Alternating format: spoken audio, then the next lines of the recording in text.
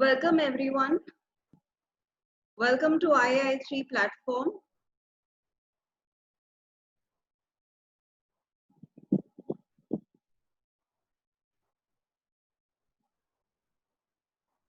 Welcome everyone. Welcome to the IAI3 platform. This is your host Jyoti Malkani, and for today's knowledge sharing session that we are having, we'll have Anjali Sangvi speak up on storytelling as a tool for education. By storytelling, she means that it's a dynamic, alive medium. Now, when you use storytelling, it's a way of sharing experiences with people so that they can learn, so that they can understand things in a simpler manner. Storytelling helps them remember fast, and it also helps them keep their focus on this topic, on the idea. So the communication of the message is very clear. Now, about our speaker for the evening, who is Ms. Anjali Sangvi. She is a She is a communication skills trainer with many years of experience. Her area of expertise in addition to communication skills is spoken English, voice and accent training, English grammar, etiquettes, grooming, corporate training, and so on. She conducts workshops on personality development and public speaking. At present, through a company called Expressions Unlimited, she teaches speech and drama in schools. She has also coached several foreign students from international schools in different aspects of English. Today, she is going to talk to us on storytelling as a medium for education. Over to you, Anjali. Anjali ma'am, over to you.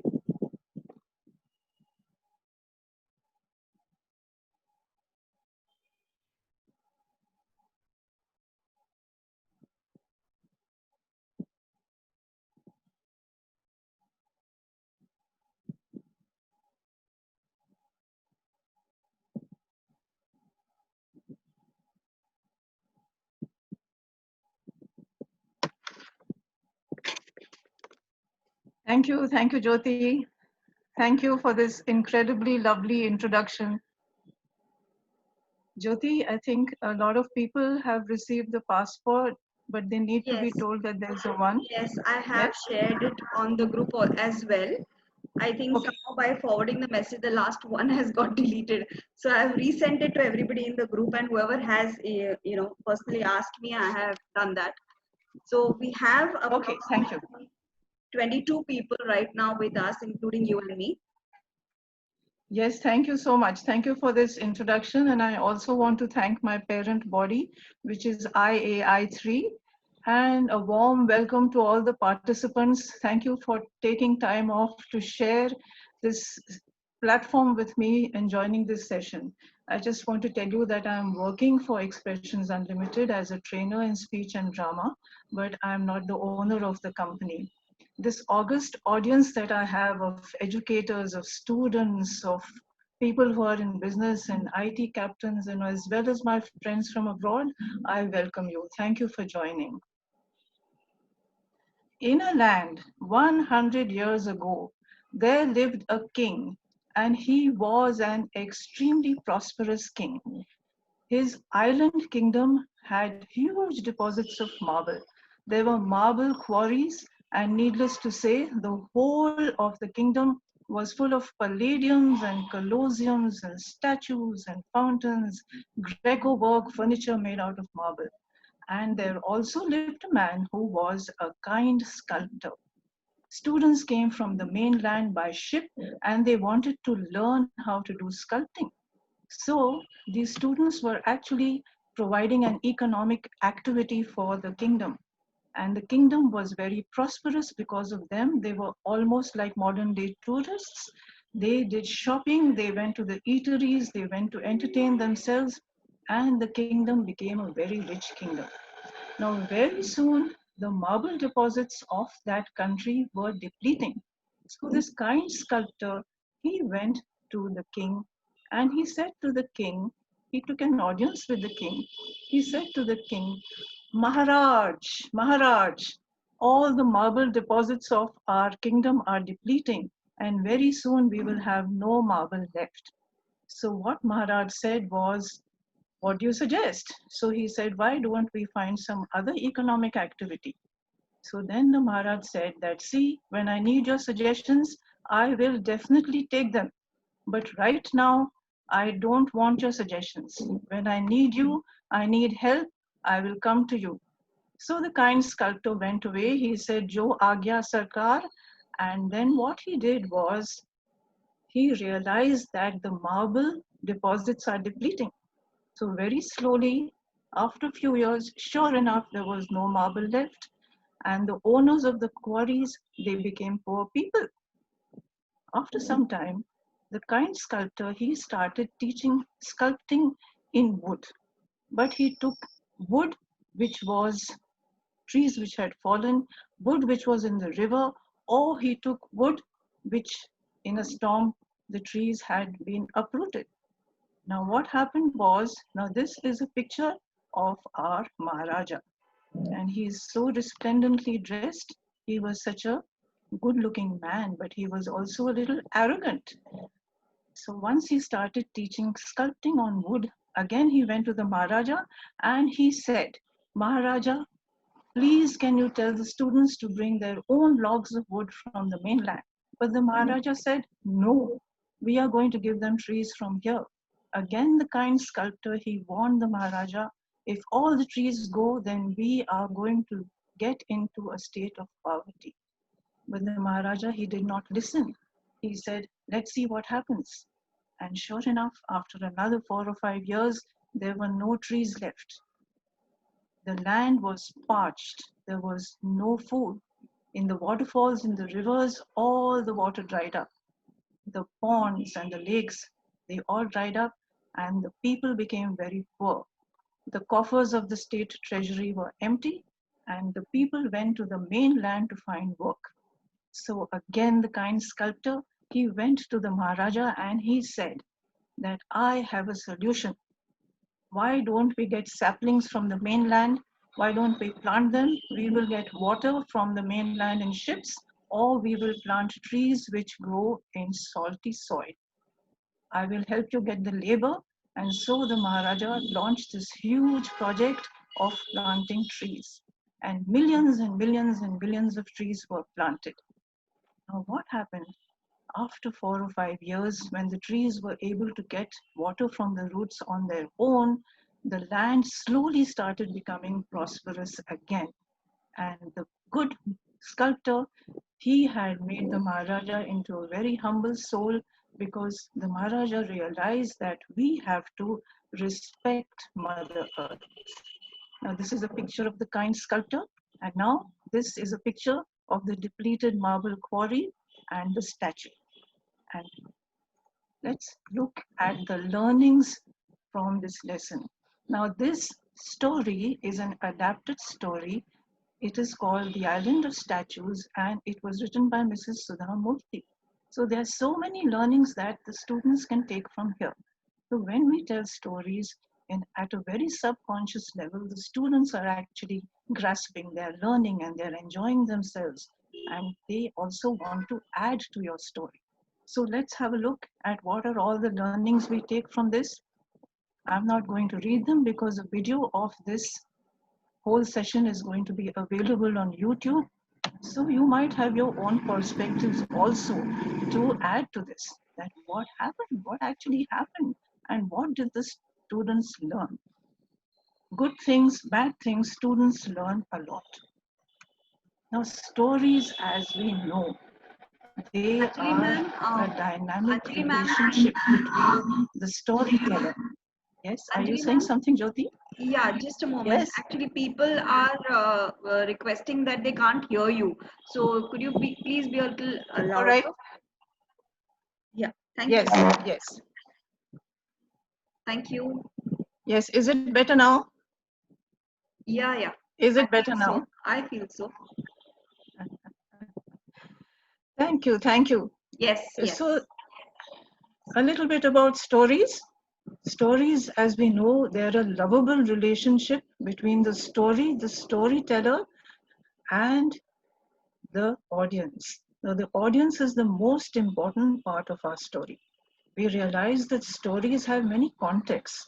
There's social context, intellectual, then there is an emotional context, and as well as we need to have a physical context.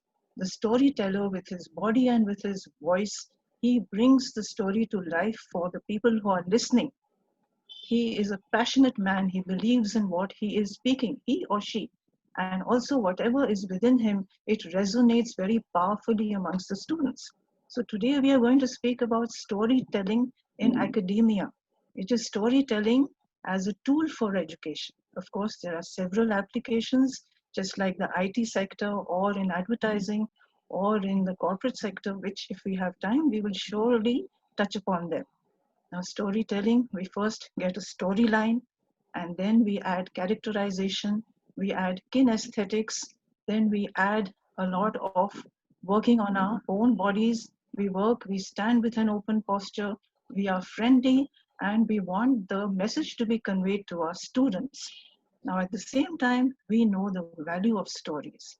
After our story is ready and we are ready for the performance, we infuse in it some nervous energy. Now, every performer knows that before a performance, that nervous energy can be converted to passion.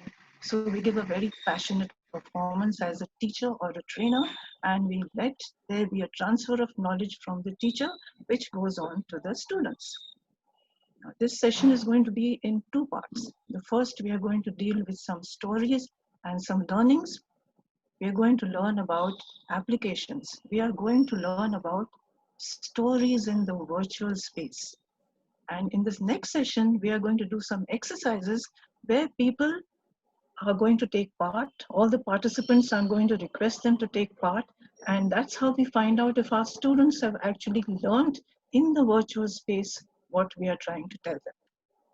Now, as we have so many international schools coming up in India, we need to not have only a focus of any one particular ideology or culture. We have such beautiful myths like Orpheus and Eurydice from Greek mythology. We have fables.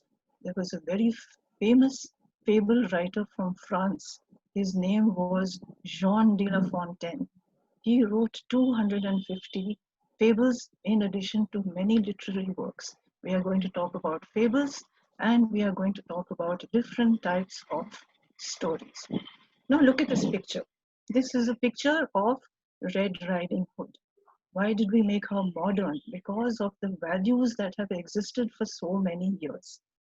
Now in the 1600s, during the reign of King Louis XIV, it was a period of abundance, of glamour, of writing. He was a patron of the arts, of sculpting, of theater, of music and drama. So there existed in France, as I said, Jean de La Fontaine. There was a person called Mr. Perrault. And also at the same time, during the 1600s and the early 1700s, we had the Grimm's brothers from Germany. We had people from China and India and all over the world who were writing fairy tales. Now, we all have our Cinderella moment. In the modern context, if we have seen the movie, it was a Julia Roberts movie, and also what it was called, The Pretty Woman. There was a movie called The King's Speech. So, in spite of many, many odds, these people, they have their miracle moments. So, we do realize that in fairy tales, there is heightened reality, there is fantasy, there are conflicting emotions, the reality principle and the pleasure principle. So, for a 5-year-old, his hopes, his ambitions, his fears are very basic. He is frightened of going into the woods and meeting the big bad wolf. But if you meet a 15-year-old girl, from what she heard in her younger days about the big bad wolf, she would probably not go off the beaten track. She might not hang around with the grandmother if she looked odd, and she may protect herself from the big bad wolf. Now, there were many connotations for this story from all over the world. Some people said that The big bad wolf, he symbolizes bad thoughts. Some people said that Red Riding Hood was an adolescent girl. She wanted to get to know some adventure. And so many times we realize some universal truths, like in Cinderella, there's a conflict and friction between young people and an elderly lady. So the stepmother. But everybody has a fairy tale in their lives. So when we form fairy tales, we remember three things. One is the character, and there has to be a happy ending, and we have to tell the children that the wolf is for real. The teacher is serious about the wolf. Let's go on. Let's have a little difference in what we are going to talk about today. Storytelling has come down to us. There was a person called Aesop, and he wrote famous fables. I do respect him a lot. He wrote fables in 600 BC. Those fables are still active today. We are going to discuss one fable written by Jean de La Fontaine. Now, look at these modern techniques of education. We must remember that we are speaking in the virtual space. It is a new medium. So we don't use the principles of the classroom in the virtual space. Lots of studies have been done. Each one of these is a stream of knowledge in themselves. Body language, it has been worked on. And there is a use of many different types of techniques. There is a company, it's called Focus Project. What they do is they map the learner's DNA, and they do this through artificial intelligence, and they do it through data analysis. So they fill a skill gap. They find out from diagnosis, from analysis, they find out what are the skills of the student. So if he is weak in algebra, but if he focuses in geometry, his algebra skills will increase. So it is a study. So lots of new techniques are coming up. Now there is synchronous learning, where we use different techniques of sound, of visualization, of using the body, of speech modulation, and all these come together. And there's asynchronous, where only one method of teaching is conducted. So we are very lucky that there have been so many value additions to teaching nowadays. And we are going to look at all of them. Now, how do we know in the virtual space if our students have grasped? Have they grasped the subject? Have the students understood? So what we can do, excuse me, what we can do through screen sharing, we can read the story together. When we read the story together, and after that, we ask the students to make quizzes. So all these apps are available to us on the internet, on the platform. So Kahoot is for quizzes. Then the student is encouraged to make a video about the story on themselves, and the story is sent to the videography department of the school, and then the teacher sits and she puts them all together, and she comes to know, she or he, of course I'm speaking in a gender-free context, the teacher comes to know whether the student has understood or not. And there are many learning apps with modern techniques called Seesaw, and there is another one called Padlet. For English, you can use TED Talks. So now let's move on. When we make a story, these are the things that we keep in mind. Not only do we have a backbone of the story, but we add to them myths and fables and folklore and the nuances and shades of the people that we are dealing with. Now, let's for a single moment think about the language.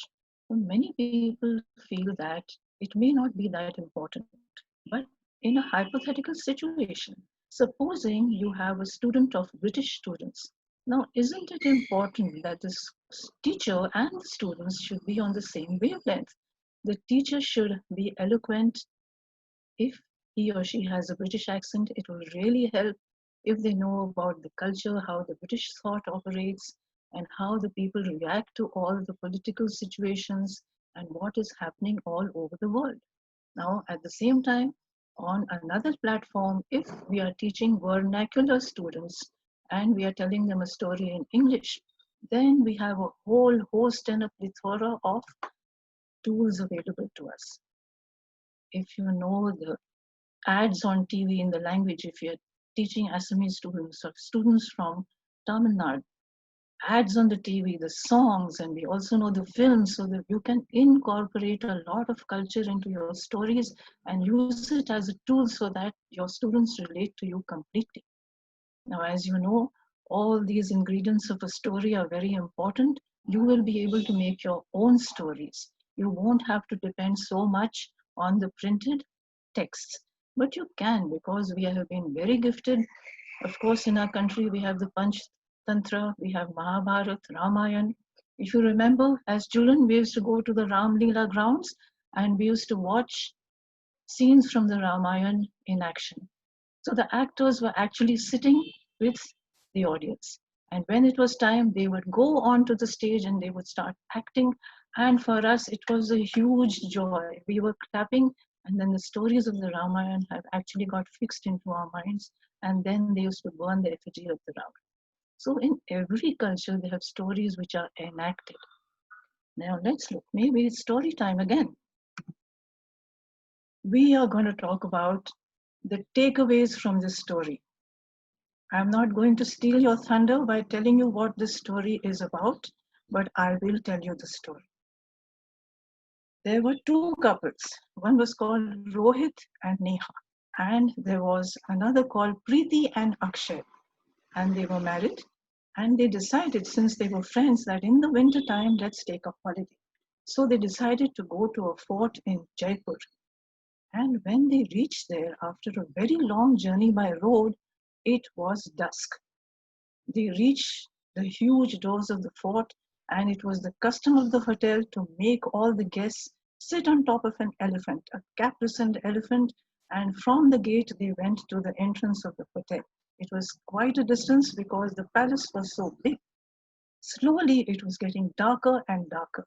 But when they reached the hotel, they found it was a beautiful place with lovely gardens, and they had performing artists from Rajasthan.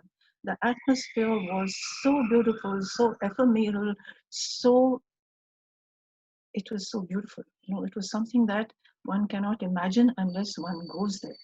So the couples were so absolutely delighted.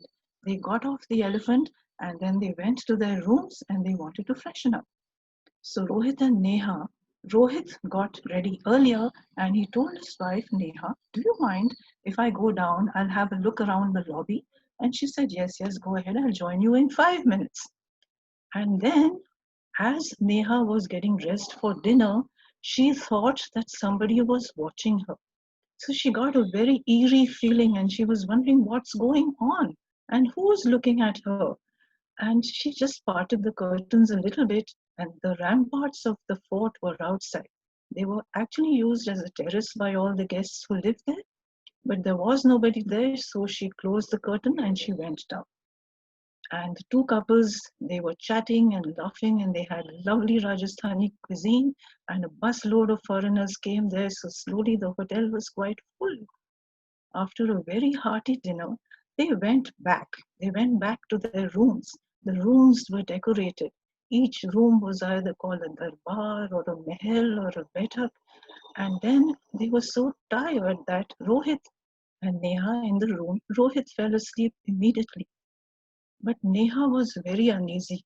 The whole night she couldn't sleep. She had changed, and again she was getting this feeling that somebody was watching her. But she, being a modern woman, she didn't believe in spirits, so she went to the curtain and she flung them open.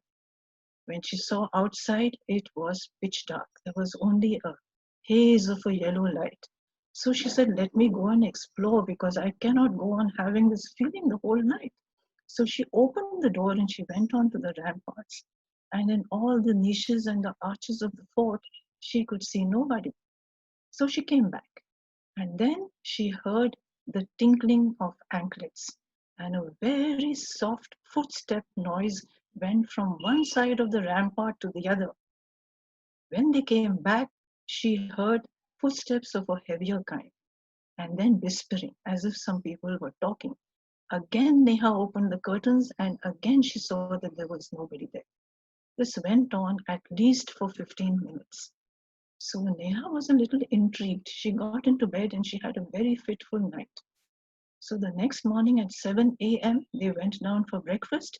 The others were already there, and there was a concierge, and he was actually attending to them and telling them about the folk stories of Rajasthan, and he was entertaining them with all sorts of regaling them not only with stories but also with episodes and about the fort and 700 years ago it was built and so many wonderful things.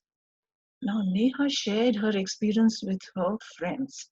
Her friends laughed at her. They said, maybe you read so many books and you thought that there was actually something here from the past. So she kept quiet. But then she thought, let me ask this man. So she asked him, this is the experience I had last night. Now, he being a hotel staff, he told her, oh, don't worry about it. These things happen. Maybe you imagined it, ma'am. But after some time, she prodded him and she pushed him and she said, what is this story about? So he told her, at least 400 years ago, there was a Maharana in this fort and he had four daughters. And his youngest daughter, Padmavati, he was very fond of her. And she fell in love with a common man and she wanted to marry him. But the Rana was absolutely furious with rage. And he said, no way, you have a social responsibility towards the Praja that reports to you. So what he did was he got her married to a very successful king from the neighborhood, another Rana. So she went. But after she passed away, she still loved her lover very much. And it was believed in the fort that on the night of the no moon, the two lovers met on the ramparts of the fort. So again, that person from the hotel, the concierge, he said, it's only a folklore. Then she was actually quite satisfied, and the four of them decided to go for Jaipur Darshan that day. They wanted to see the city, the pink city, the forts, the shopping, the food, and so they got into the car. But as Neha was getting into the car, this man held the door open for her and he said to her, don't worry, Rajkumari, I know your secret. Now, for the students who are listening to a story like that, they get thinking. They get thinking about many aspects of life. We are not telling them that ghosts exist, but we are telling them about the culture of the times. We are telling them how about ladies are not allowed to do things that they wanted to do. There are biases, there are prejudices, and they have to conform to a certain type of lifestyle. Now, this story was written by an author, a lady author, and her name is Mrs. Jayashree Dhinan. And the story belongs to an anthology of stories, and the book is known as Color Me a Rainbow. And it has been a very successful book. It has been written by 5 housewives. So, as a teacher, as a trainer, we can source our material from a vast amount of storytelling sites, the internet, from the printed books. So, we have actually been very fortunate in what we are doing as training. Now, why storytelling? Storytelling has known to be in scientific research, the retention power of students is 70% more than just reading from the board. So that makes it 20 times more than just reading facts and figures. 7 areas of the brain are activated when children are listening to stories. And then 5 times more our neural activity is heightened. So storytelling has come here to stay, has come here so that children feel very happy when they hear stories. Yes, these are the genres of stories.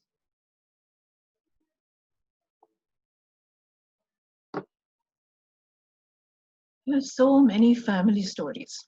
So we realize that grandparents don't really pass away, but they remain in our hearts and in our minds through the stories that our families tell us. Now, a little while ago, we wanted to find out about the background of our story. So we went to Nagpur. We belonged to Nagpur, and there, when we met people and we researched and we found out that our ancestors were actually financiers of the king, and the king was from the Bhosla dynasty. So it was amazing to find out where our ancestors lived, where my father lived, where my mother as a young bride came. We found the temple, which was the family temple. So family stories, they go down generations. The king, he rewarded our ancestors by naming a whole long road after them in an area called Itwari, and the road is called Dharaskar Road. So you will realize that stories come down to us from generation to generation, and we don't forget our ancestors in that way. Now, should we look a little bit to fables? Now, as I said, there was a person called Jean de La Fontaine. Amongst others, there were many, many fable writers all through the world, but he comes to mind because he was a very famous fable writer. So he wrote a fable about the city mouse and the village mouse. This fable might be familiar to you, but we know that the mouse from the city, he went to visit the mouse in the village. And when he found that his village cousin was a local bumpkin, the food was absolutely very, very simple. He started shouting and screaming, and he told his cousin, "Why did you call me here? I am so uncomfortable. Look at the hole you stay in. Everything is so obsolete, excuse me." And he just was very uncomfortable over there. So the village mouse, he was a very simple person. He told him, "Don't worry, I'll try and make you comfortable." Now, as a return gesture, the city mouse invited his village cousin. So his village cousin, he went to the city, and they were having a massive feast. Lovely cake and all sorts of delicacies which were left over from the family in whose house they had a little mouse hole. But as they were eating, suddenly a huge cat appeared and she wanted to eat them. So there was a merry dance. There was a chase with the cat and the mice. And then they just saved their lives from the skin of their teeth, and they went inside the hole. So the village mouse told his cousin, "Cousin, do you think this is a good life? You have money, you have food, you have all the facilities and the amenities of modern day life, but you have no safety for your life. So I'm much happier off in the village." So that fable teaches us that we should be happy with what we have and not run down people, and also not think that we belong to some space or to some place which is unreachable by most human beings. Sacred stories, as you know, they belong to all cultures. Legends. Now, people become legends in their lifetime. Very recently, M.S. Dhoni retired, but he went through so much struggle, and then he had a winning moment. He contributed to Indian cricket. So we remember him, and attached to him, there are many stories. You must have seen that story in which Sushant Singh Rajput acted. It was an amazing story of an upward journey of a man. Tall stories, aliens, superheroes, out of proportion, all different types of stories. Yes, let's continue. And Anjali ma'am, yes, yes. we might just log off in another 1.5 minute. So can we Okay, disconnect now okay. and come back in the next 5 minutes? Yes, Everyone so can I'll rejoin request. on the same link and same password. The password has a 1 towards the end. It's my mistake. It was not typed correctly. So it's the same link and the same password with 1 at the end. So join in the next 5 minutes. Would that be okay? Yes, I look forward because we have games coming up. Yeah. So just So please do join, participants. Be very happy to see you in 5 minutes. Join with a new window, okay? Yeah, thank you.